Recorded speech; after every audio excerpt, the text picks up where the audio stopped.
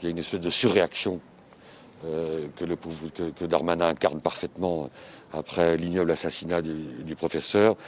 Et dans cette surréaction, il y a une espèce d'engrenage dans lequel l'administration a plongé.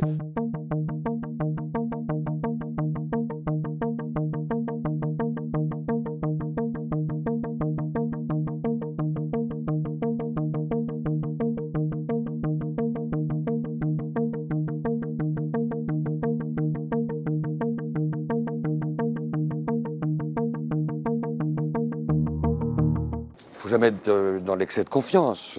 Nous, on a développé des arguments qui nous semblent très convaincants en faveur de l'annulation de l'arrêté.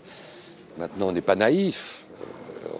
Il y a un climat, il y a une tension dans ce pays. On ne peut pas imaginer que les juges soient totalement indemnes de ce climat. Le préfet s'est déplacé en personne, ce qui était une première pour ce type d'affaires. C'est même absolument sans précédent.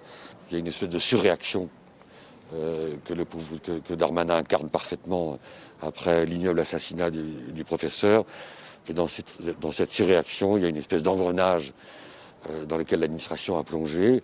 Le rôle du juge, c'est justement de contenir l'engrenage. Le rôle du juge, c'est d'être une digue contre l'arbitraire. Bon, est-ce qu'il va l'être ou il ne va pas l'être? Écoutez, on le saura demain matin.